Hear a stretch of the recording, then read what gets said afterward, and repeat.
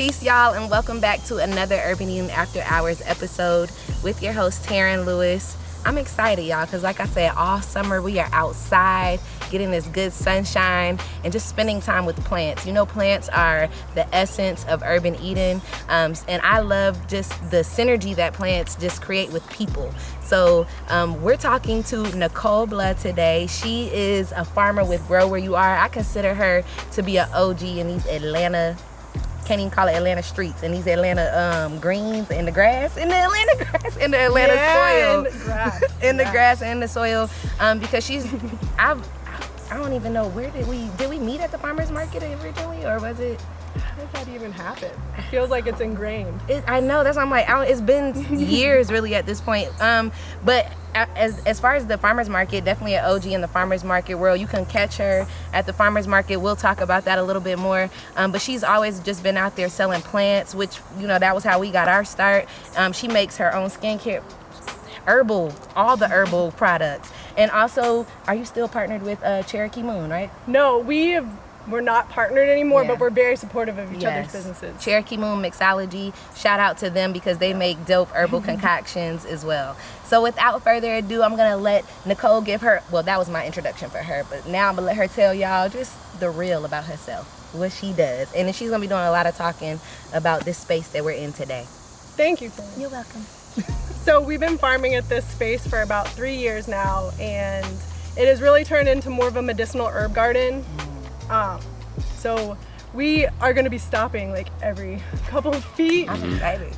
And I'm excited to see how our knowledge together like gives us new insights into these herbs. That's always the most exciting thing to do with other herbalists, is to pile knowledge on with each other and kind of get new ideas and insights to the medicine.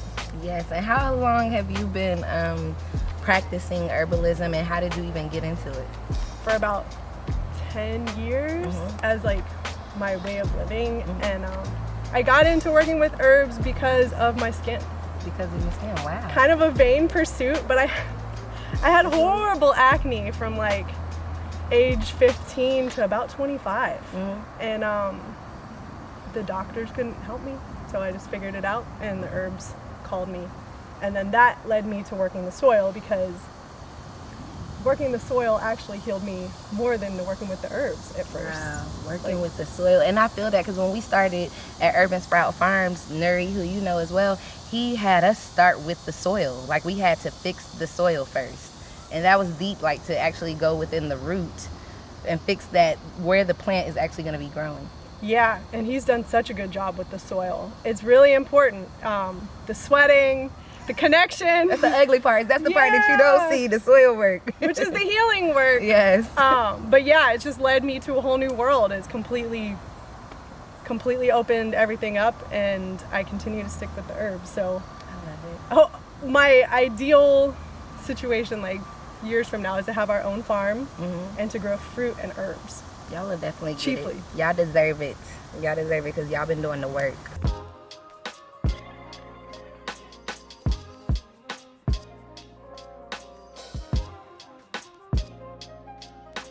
So we're going to be talking about a variety of herbs today. We're not going to be talking about herbs that are just primarily like topically good for the skin. We're going to be talking about a multitude of herbs because your skin is your largest organ of your body, but it's connected to all of your other organs. Right up underneath your skin is your bloodstream. So we're going to be talking about herbs that are good for the blood. We're going to be talking about herbs that are good for digestion, because your digestion affects what comes out through your skin. Your skin is very reflective of what's going on internally. So a lot of the herbs we're going to be talking about are just going to deal with the whole being of the body, and Nicole is just going to be giving us all of the details about the different herbs that she's growing here as well.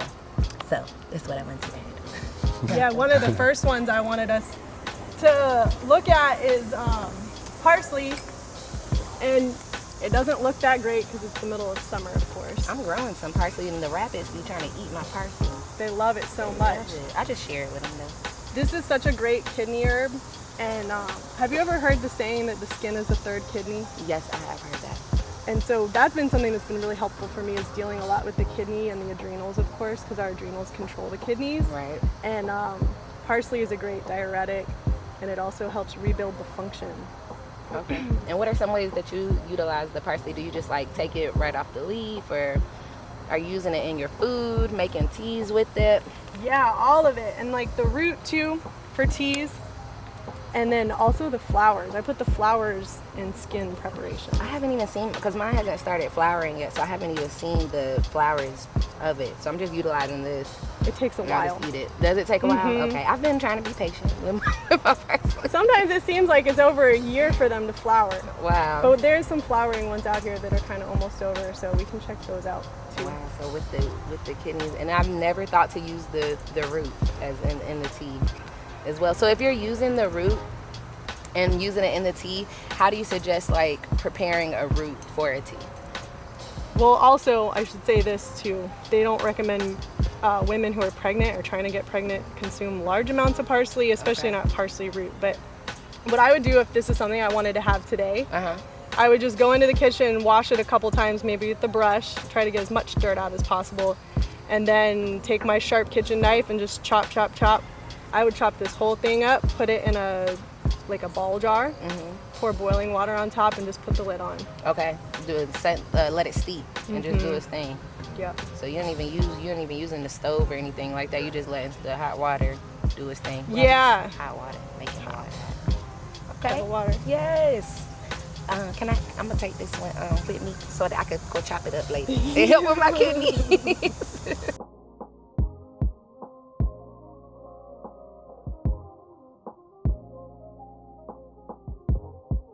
This is an herb that a lot of us started growing, like, I guess probably one of the first herbs a lot of people started growing.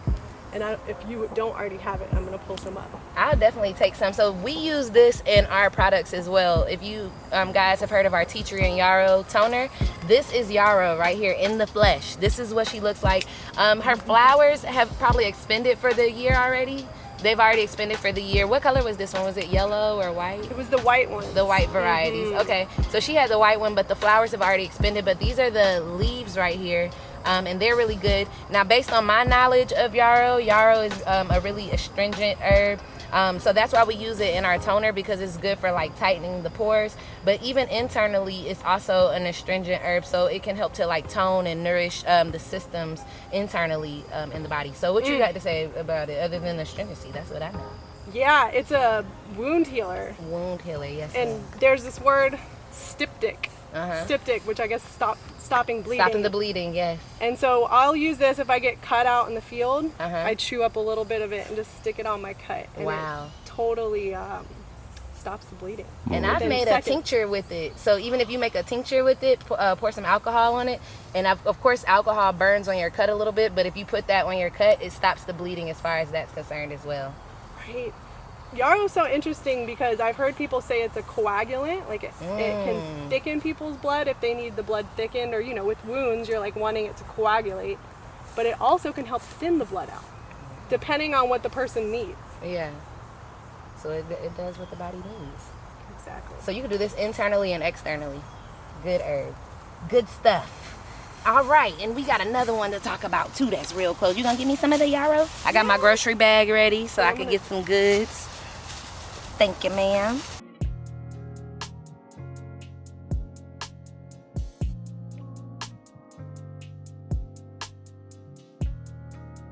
All right, so right here we're in front of Wormwood. It smells really, really good. She said it's used as like a perfume. It's used as a perfume, and she made a hydrosol with it. If you guys caught our last episode where we talked about making hydrosols, this is one of the plants that she uses as a hydrosol. But we were just talking about our knowledge of it. We don't know particularly if it works for the skin. Well, I'm pretty sure it can help with the skin. I see it in a lot of very fancy skincare products. That's when I looked it up earlier. So I definitely want to start learning about using it. Right. I mean, you have an abundance of it. But we know about it as like yoni steams. A lot of people use them in yoni steams to help cleanse out.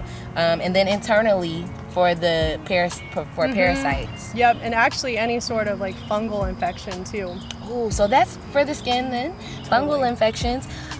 So what I was gonna ask is, are you familiar with the doctrine of signatures? So I'm just looking at it, and I don't know, I'm getting like veins and I'm getting like the veins and probably like I'm getting like the lungs. Yeah, it's those colors, those metally colors too. Yeah, so cooling. Yeah, and and it's soothing. so soft. Oh, that's rare. And that's then. always something that we want on Oh, our the skin. doctrine of signatures? Like when you talk about the colors. Yeah, the All of colors it. are affected. Light green. I can't remember from my herbal class, but from light green, I want to say light green, it means that it can help with digestion as well. So light green and dark green is more like helps with circulation. That makes a lot of sense. But this smells good. When I get my Olympic still, I definitely want to get some of this. to I'll make clip some some of it. You might be able to root these if I clip it off.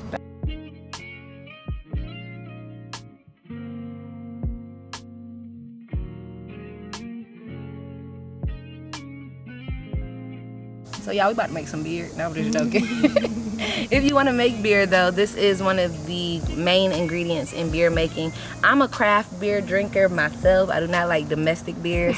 I like craft beers because craft beer is definitely gonna utilize the taste of hops. I know hops to be like a nervine and a sedative, so very relaxing. But in alcohol, they can turn you up.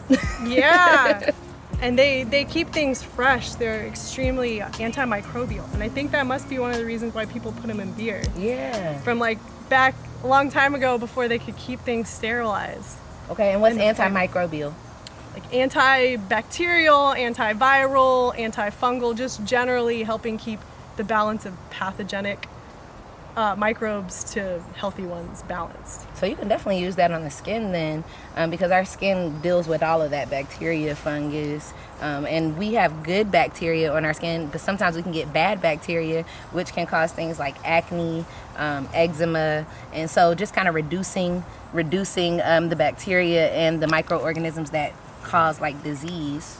You can use some hops. Ooh, this is a beautiful stem. And I think that the relaxing properties are probably also really helpful for the skin. Oh, like soothing if you're dealing with like some crazy skin conditions. So you can make beer out of these. Yeah. You can add it into your beer, and I know a lot of people, because it's pretty safe actually as a relaxer, that it's safe for children in small doses, so it can help them if they're like needing rest. Sweet. Hops. Yeah, and then a good night's sleep is one of the best things you can do for your skin. Aren't hops good for menstrual cramps? Yes. Yeah, something that's interesting, and I don't know if this is going to be on camera or not camera, but before beer was made out of like all these stimulating herbs, and then they made this law in Europe that beer could only be made with hops, and it's a testosterone like lower. It's it's a sedative, yeah. But beer is high in estrogen too, so I mean, because hops, I guess hops would be high. They say estrogen. beer gives men man boobs. Isn't that interesting? And so it like and it makes people sleepy too, and that's just kind of interesting to realize that they like forced up, because it used to have all these psychedelic herbs in it. Right. That would make people have mild psychedelic experiences, and now it's like sedative. Although I will say I love the flavor of hops and the way it makes me feel. It's such a special herb. This has Do you a just nice make like a tea with this too? fruity. It really works. It really, really helps you get to sleep.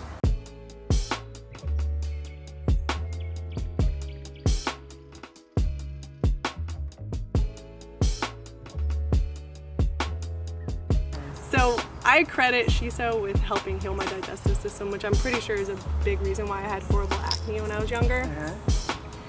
This is a carminative.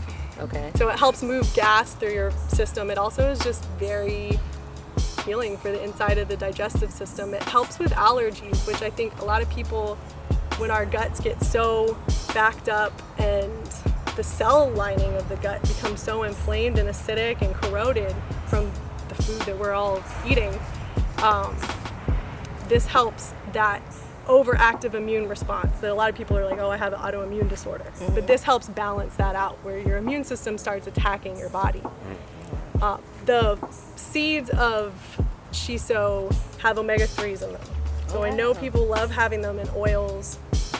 And I just put the leaves straight into oil. Okay. And I put it in allergy blends for tinctures. Sweet. And you say use it for skincare, using it like, you just using it in the tinctures for skin? And in oil. Okay, and in the oil.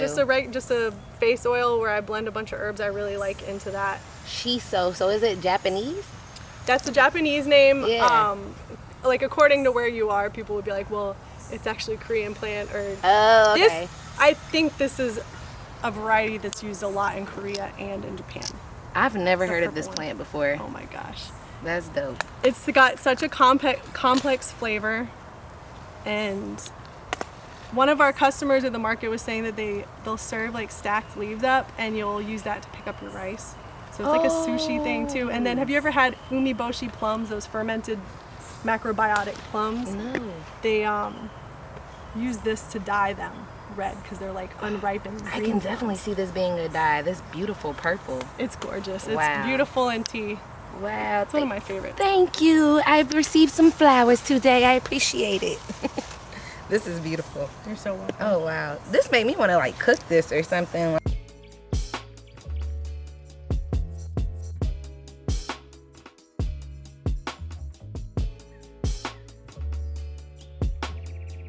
We got fennel here, and this is an herb that both of us like to use for our digestive systems, which is such a key component of our skin, making sure our digestive system's moving and soothed and functioning well, not backed up. So really good for like the gut health. Super good for the gut health. And it's interesting because when I started going to get like pharmaceuticals for my skin when I was like a teenager, the doctors would tell me that my food didn't affect my skin. Wow. Yeah, But just it does. straight up. And then they Yes. poisoned me with pharmaceuticals. So, you know, the healing journey started with the gut for sure. Wow. That's crazy. That's like saying I'm like you're drunk and you drinking alcohol and the beer had nothing to do with me being drunk. Right. It's really sad too because people are just suffering so much. Right. Yeah. They're like pizza and chocolate, no problem. Like, Just letting it build up and back up in your gut and in the digestive area. But like fennel is gonna get this moving. It's gonna get it. Also, I mean, I guess you can consider it a carminative too because it definitely is gonna help with that flatulence. Yep. You're gonna be letting go of some gas dealing with fennel. But in the Indian cultures, if you've been to like an Indian restaurant and they have like those little fennels in the candy for you to eat after you get done with the food. So a lot of Indian food is already spicy, but then with the fennel, you use that once you're done, and of course it's gonna help with like getting that move going, getting Right. that move, those bowels move pretty much. it's sweet and tasty, and once you plant one of these patches, they'll come back every year. Oh wow. Nice. So it's a Perennial. fixture in the garden. Yep, it's making its little spot. Sweet. Nice. I love it. And it tastes good too. It's so sweet. Yes, you could just munch on that.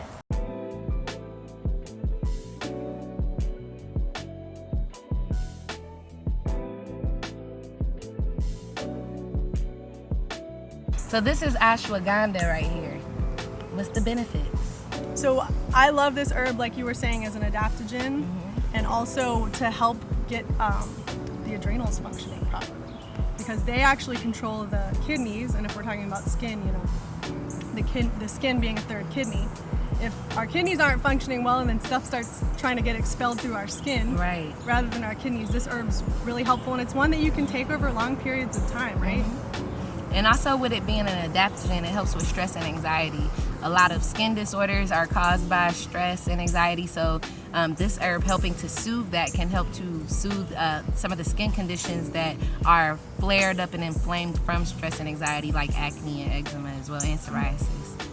So this is, I'm just looking at, I think we're all looking at this plant in awe because it's really become popular as of late within the media for a lot of people using it to help with stress and anxiety, and then also for the internal use of helping with the kidneys.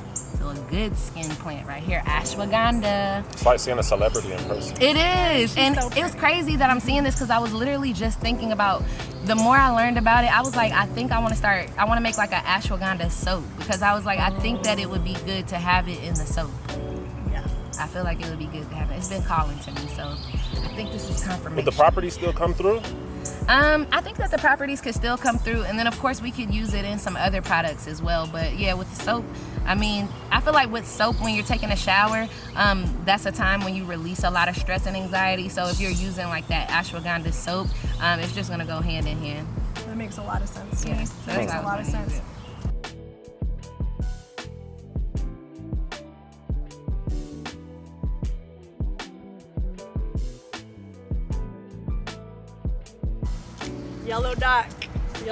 Yellow doctor. So you were just saying that you wanted to start looking at some of the liver Yes. liver beneficial herbs. and this is definitely one that we both love. Yes, good for the liver, helps to cleanse the blood.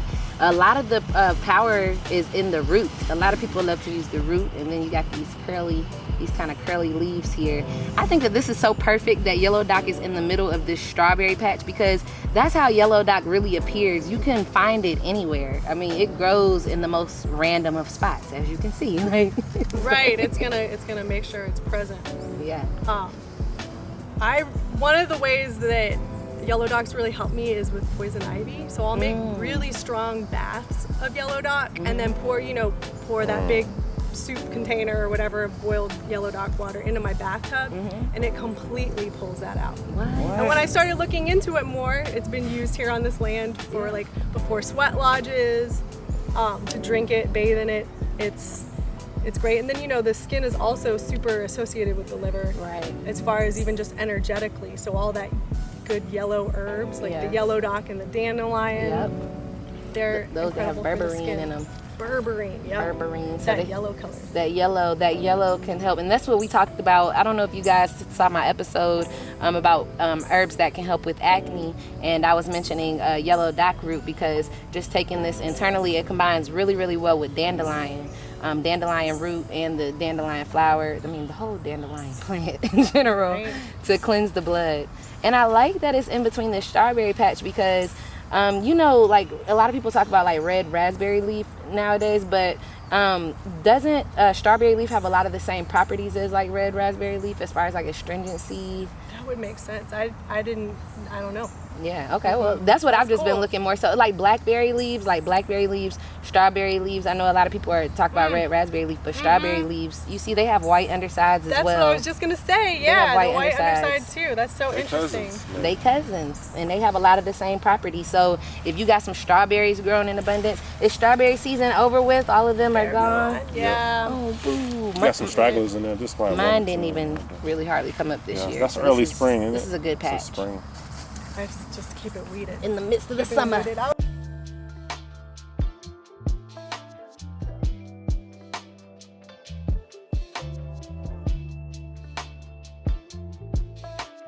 Y'all, Nicole just dropped a bomb on me. Like, I'm about to cry real tears, because this is my first time ever seeing turmeric as a plant. I mean, we always see the turmeric root, but this is the turmeric plant. So if you've never seen how it looks, take a good look. Urban Eden is giving you the inside of how turmeric looks as a plant above ground. So, how do you use the turmeric? So we love to use the roots as well, and I use it as a liver aid. Okay. Good for the liver. And then, of course, cooking it, it's super anti-inflammatory. I don't know all the ins and outs of it, because it's just become such a common thing. Yes. But it also has that berberine and the oranges and the yellows. And it's good for, I'm pretty sure, maybe I shouldn't say it even, but as far as the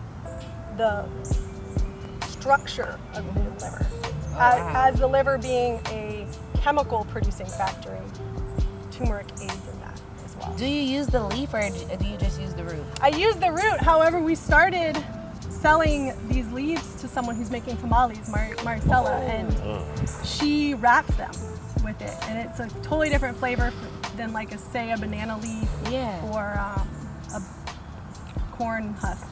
Wow. So turmeric was one of the first herbs that I learned about when I started making skincare for Urban Eden. If you guys know, one of our most popular products is the tea tree and turmeric. A lot of people have gotten into the whole turmeric world because it helps with hyperpigmentation. It can help to even out the skin complexion. As Nicole said, it helps with inflammation. So not only does it help internally with inflammation, it also helps externally with inflammation. So if you're dealing with, the ones that we continue, I always list the 3 common skin conditions, which are acne, eczema, and psoriasis. But most of the side effects of those skin conditions is what they consider dermatitis. So anything with the itis at the end literally means like inflammation. So dermatitis is essentially like inflammation of the skin. So turmeric helps with inflammation. It, like I said, it helps also to even out the skin complexion. And I think that it probably has more properties, but those are like the 2 main things. And curcumin is in it, is that property that's really causing it to be as beneficial as it is.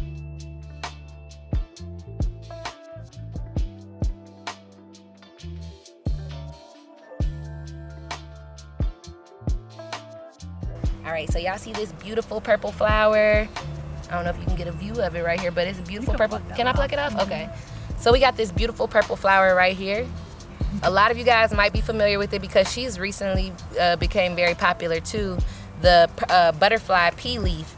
And when Nicole showed it to me, I was just amazed because the other day I went foraging and found some wild butterfly pea leaf. It was not this purple, but it was still purple nonetheless, grows on the vine just like this. But according to my doctrine of signatures, I don't know if you can take a look, but it looks like a yoni. So just paying attention to the doctrine of signatures and seeing how plants can, what parts of the system that the plants will help, the yoni. And then Nicole enlightened me with some information that I did not know when I mentioned that this looks like the yoni.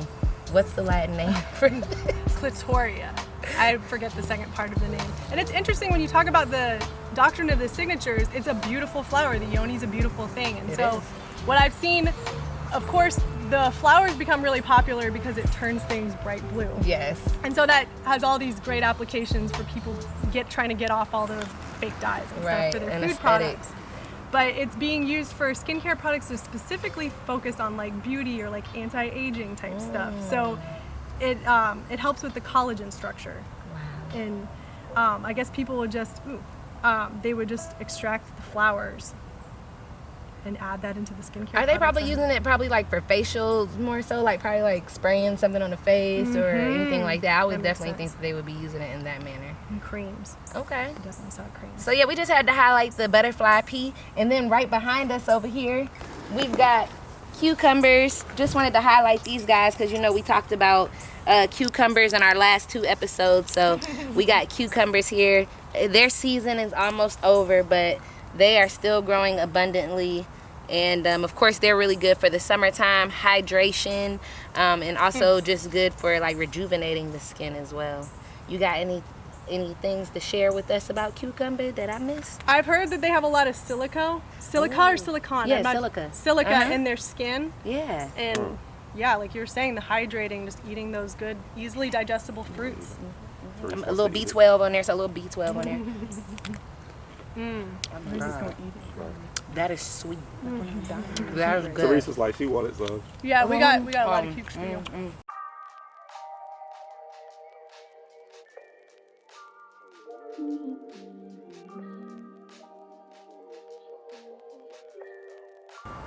Okay, this cutie right here is Horsetail.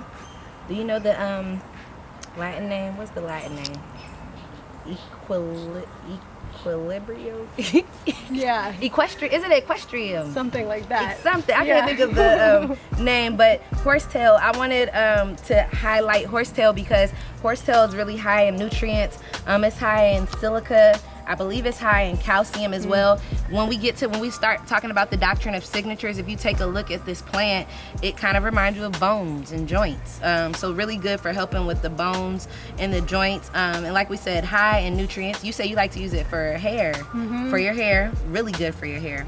Really good for hair growth. Good for the skin. You said your nails too. She likes to use it for her nails. But you see the strength of the stem. So it's really a strengthening herb. You know, it really helps with hair, skin, and nails are all correlated with each other as well. Like so bamboo. this is a really, it does look like little mini bamboo. So this is actually a really good skin herb. I personally like to combine it with oat straw and nettles to really get like a nutrient packed. I like to use it like a tincture or a tea. Typically like a tea, I just put it in the tea. That makes, just a regular nutritive. Nutritive.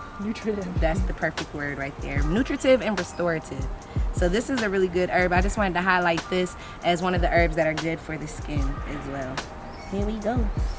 She's cute. She's a little cutie. Is that sun golds over there? So we left this one just because we knew that you were coming. I appreciate it. Do y'all recognize this one? What is this one? Enlighten us. Sweet wide leaf plantain. And it's fully in flower, so it does look a little bit raggedy. This looks like a grandmama. Yeah. Wise. So this one's really good for wound healing. I don't know if you guys remember when we were out in front of the warehouse, but we were foraging and I got some plantain leaf, but this grows everywhere. This is like you said, a good wise plant though. It's It's found. It's in the ground. It's like it's been here for a minute. It's strong. It's strong. So yeah, good for wound healing properties. If you have a bug bite, you can rip it off, chew it up, use it for like wasp bites, spider bites. You put it in a lot of your salves, don't you? I do put it in my salve. I really like using it for lymphatic cleansing, which is super important for getting stuff moving even lymphatically in the skin. True. Ooh, that sounds like it could be good for a deodorant then in that case. Never thought to use that, a plantain deodorant. Uh-oh. Well, yeah, so we just wanted to show you guys this one. Plantain, what do they call it? It has a lot of different names like Band-Aid, a lot of different names. Band-Aid is coming to my mind though, but plantain, this one we use this in our eczema salve. Nicole uses it in her salve, but it's just a good general wound healer. So even if you have like a herbal first aid kit, this is one of those plants that you want to include into your herbal first aid kit, and you can find it almost anywhere. So for spider bites, mosquito bites, wasp bites, you can rip this off, chew this in the wild, and apply it to your skin, because the saliva, the enzymes in your saliva are really good for helping to heal along with the components of the plantain.